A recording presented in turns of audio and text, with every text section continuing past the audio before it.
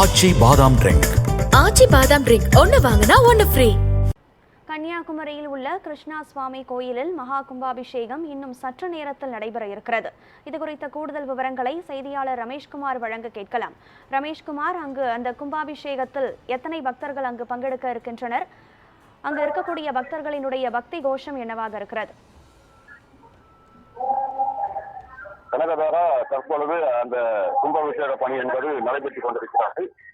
கன்னியாகுமரி மாவட்டத்திலே குமரி திருவாயூர் என்று அழைக்கப்படும் குலசேகரம் ஸ்ரீ ராம கிருஷ்ண பால விருந்தாலய ஸ்ரீ கிருஷ்ண சுவாமி கோவிலில் மகா கும்பாபிஷேகம் என்பது தற்பொழுது 12 ஆண்டுகளுக்கு பிறகு நடைபெற்றுக் கொண்டிருக்கிறது. இதில் தமிழகம் மற்றும் கேரளாவிலிருந்தும் திரளான பக்தர்கள் கலந்து கொண்டிருக்கின்றனர். கேரளாவை பொறுத்த அளவில் திருவாயூர் கோயில் எந்த அளவுக்கு ஒரு புகழ்பெற்ற கோயிலாக அமைந்திருக்கிறதோ அதே போன்று திருவாயூர் கோயிலுக்கு ஈடாக ஒரு பழமை வாய்ந்த ஒரு கோவில் இந்த ஸ்ரீ ராமகிருஷ்ண பால விருந்தாலய ஸ்ரீ கிருஷ்ண சுவாமி கோவில். இந்த மிகவும் பழமை வாய்ந்த ஒரு புகழ்பெற்ற ஒரு கோயில் இந்த கோயிலில் தற்போது மகா கும்பாபிஷேகம் என்பது நடைபெற்றுக் கொண்டிருக்கிறது. முன்னதாக 2 நாட்களாக, குறிப்பாக கடந்த 2ஆம் தேதி முதல் சிறப்பு பூஜைகள் என்பது நடைபெற்றுக் கொண்டிருக்கிறது.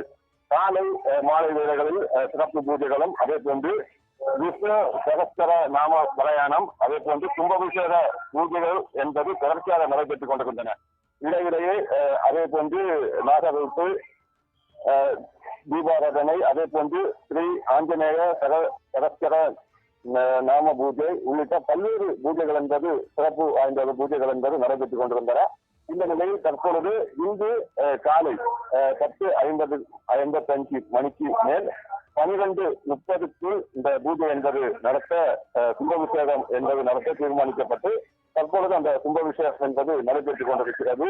இதில் திரளான பக்தர்கள் கலந்து கொண்டிருக்கின்றனர். இதில் அனைத்து மக்களும், குறிப்பாக இந்த ஊர் பகுதியை பொறுத்த அளவில் திரளான பக்தர்கள் கலந்திருக்கின்றனர். அதே போன்று கேரளாவிலிருந்தும் இந்த நிகழ்ச்சியில் திரளான பக்தர்கள் கலந்து கொண்டிருக்கின்றனர்.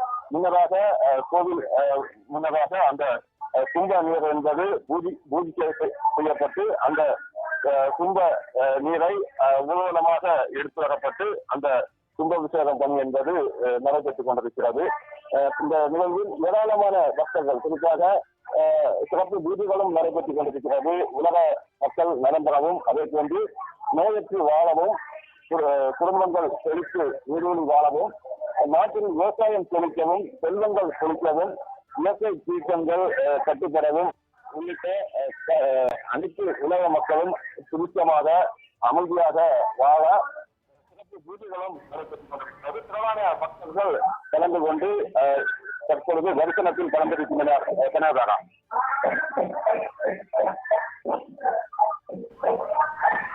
விவரங்களை வழங்கியமைக்கு நன்றி ரமேஷ்குமார்.